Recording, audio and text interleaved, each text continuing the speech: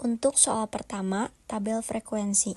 Di sini kita sudah membuat data berupa jumlah buku dan juga banyak siswa. Selanjutnya, kita akan membuat histogram berdasarkan data tersebut. Pertama-tama, kita akan mencari nilai tengah, lalu kita juga akan mencari batas bawah.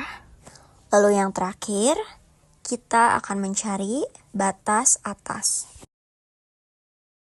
Untuk batas bawah, kita akan mengambil data pada jumlah buku, yaitu pada angka 1, 3, 5, 7, dan 9.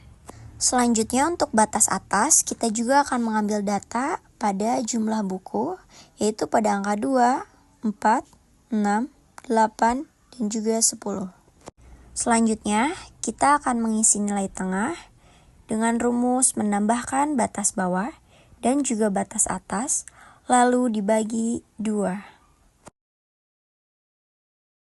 Dan untuk baris-baris selanjutnya, masih menggunakan rumus yang sama, yaitu dengan menambahkan batas bawah dengan batas atas, lalu dibagi dengan 2. Lalu tarik ke bawah untuk mengisi baris-baris selanjutnya secara otomatis, karena Excel akan menyesuaikan rumusnya berdasarkan pola dari 2 baris yang sudah kita buat tadi.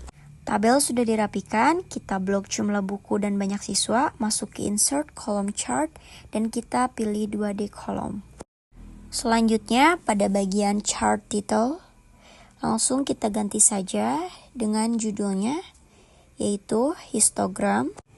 Jumlah buku yang dibaca oleh 30 siswa selama liburan. Untuk membuat histogram, kita masuk terlebih dahulu ke format data series. Lanjut ke gap wide, kita geser sampai 0%. Selanjutnya, untuk memberi jarak setiap batangnya, maka pilih border solid line. Selanjutnya, pada bagian width, lebarnya akan kita naikkan. Nah, untuk intervalnya bisa kita ganti dengan nilai tengah yang sudah kita hitung tadi. Caranya, klik di intervalnya sampai terblok semua, lalu klik kanan, lalu select data. Di sini kita edit, lalu kita blok untuk nilai tengah, lalu klik OK. Nah, di sini sekarang kita sudah bisa melihat bahwa intervalnya sudah berubah menjadi nilai tengah. Selanjutnya, klik Axis Styles untuk menambahkan judul nilai dan juga banyak siswa. Untuk histogram sudah selesai, selanjutnya kita ke tahap polygon frekuensi. Caranya tetap sama seperti histogram. Pertama-tama kita blok pada jumlah buku dan banyak siswa, klik insert, lalu kita pilih garis, karena sebenarnya polygon frekuensi itu adalah diagram garis.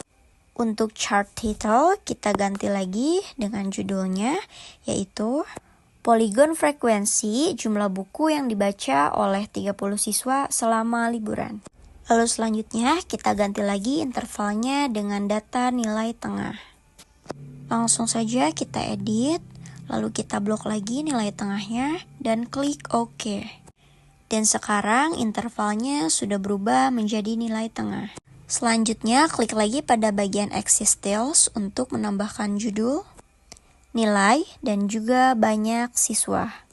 Untuk polygon frekuensi sudah selesai. Lalu selanjutnya kita akan membuat diagram OGIF dengan mencari frekuensi kumulatif. Untuk mencari frekuensi kumulatif, kita akan mengambil dari data banyak siswa. Pada baris pertama yaitu 4 dan baris kedua 4 ditambah dengan 10, yaitu hasilnya 14. Pada baris ketiga, 14 ditambah 8, hasilnya 22. Baris keempat, 22 ditambah 6, hasilnya 28. Dan untuk baris terakhir, 28 ditambah 2, hasilnya 30. Selanjutnya, kita rapikan terlebih dahulu untuk tabelnya. Sudah dirapikan, langsung saja kita blok pada data frekuensi kumulatif, klik pada insert, klik insert line, lalu kita pilih 2D kolom. Dan seperti biasa untuk chart title, kita ganti dengan judul OGIF jumlah buku yang dibaca oleh 30 siswa selama liburan. Dan untuk intervalnya, kita ganti lagi seperti sebelumnya menjadi nilai tengah. Di sini kita langsung edit dan kita blok pada nilai tengah, klik OK, dan nilai interval pun sudah berubah menjadi nilai tengah. Seperti biasa, klik X6 Tails untuk menambahkan judul nilai dan juga frekuensi kumulatif. Dan ya, sudah selesai untuk soal pertama dalam membuat histogram, polygon frekuensi, dan juga algif. Untuk soal nomor 2, yaitu data pengunjung perpustakaan selama 1 minggu. Pertama-tama kita ketik dulu data pengunjung perpustakaan selama 1 minggu. Lalu setelah itu kita membuat tabel. Ada tabel hari, yaitu hari Senin, Selasa, Rabu, Kamis, sampai Jumat. Lalu di sebelahnya ada tabel jumlah pengunjung. Di hari Senin ada pengunjung 120 pengunjung, di hari Selasa ada 150 pengunjung, di hari Rabu ada 140 pengunjung, di hari Kamis ada 170 pengunjung, dan di hari Jumat ada 130 pengunjung. Lalu setelah itu kita rapikan terlebih dahulu tabelnya. Setelah tabelnya rapi, untuk menentukan diagramnya, pertama-tama kita blok terlebih dahulu, lalu masuk insert, lalu kita masuk ke insert line or area chart, lalu tentukan. Setelah menentukan, kita mengganti terlebih dahulu chart title-nya menjadi data pengunjung perpustakaan selama 1 minggu. Setelah itu, tekan kanan, lalu klik tanda plus dan klik axis title. Lalu untuk axis title yang di bawah diganti menjadi hari dan axis title yang di atas itu diganti menjadi jumlah pengunjung. Setelah mengganti axis title-nya, lalu kita merapikan terlebih dahulu.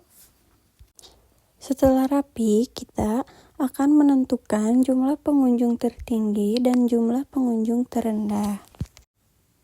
Untuk mengetahui jumlah pengunjung tertinggi, kita menggunakan rumus sama dengan max dalam kurung jumlah pengunjung di blok dari hari Senin sampai hari Jumat, lalu tutup kurung, setelah itu enter. Dan untuk mengetahui jumlah pengunjung terendahnya, kita menggunakan rumus sama dengan min dalam kurung jumlah pengunjung di bold dari hari Senin sampai hari Jumat, lalu tutup kurung, lalu enter. Jadi, untuk pengunjung tertingginya ada di hari Kamis yaitu 170 dan untuk pengunjung terendahnya ada di hari Senin yaitu 120. Lalu kita rapikan terlebih dahulu semua tabelnya dan selesai. Dan untuk soal yang terakhir, yaitu soal nomor 3, yaitu data nilai ujian matematika 10 siswa. Pertama-tama kita membuat tabelnya terlebih dahulu. Yang pertama ada tabel nomor, ada nomor 1 sampai nomor 10. Lalu di sebelahnya ada tabel nilai. Yang pertama nilainya 55, yang kedua nilainya 60, yang ketiga nilainya 65, yang keempat nilainya 70, yang kelima nilai 70, yang keenam nilainya 75, yang ketujuh nilainya 80, yang kedelapan nilainya 85, yang kesembilan nilainya 85, dan yang terakhir nilainya 90. Setelah itu kita rapikan terlebih dahulu tabelnya. Setelah tabelnya rapi, kita akan menentukan nilai rata-ratanya. Untuk menghitung nilai rata-ratanya, kita menggunakan rumus sama dengan average, lalu tutup kurung, blok dari nilai 55 sampai 90, tutup kurung, lalu enter.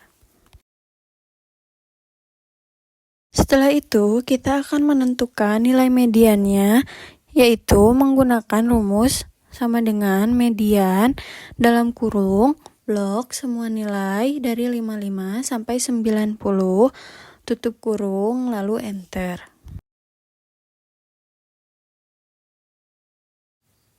Dan yang terakhir, untuk menentukan modusnya, yaitu kita menggunakan rumus sama dengan mod, lalu tutup kurung, blok dari nilai 55 sampai 90, tutup kurung, lalu enter. Jadi, soal nomor 3, nilai rata-ratanya yaitu 73,5, nilai mediannya yaitu 72,5, dan modusnya yaitu 70. Setelah nilai rata-rata, nilai median, dan modusnya ditemukan, maka dari itu nomor 3 hasilnya selesai. Sekian video presentasi tutorial dari kami. Mohon maaf apabila ada salah kata. Sekian, terima kasih.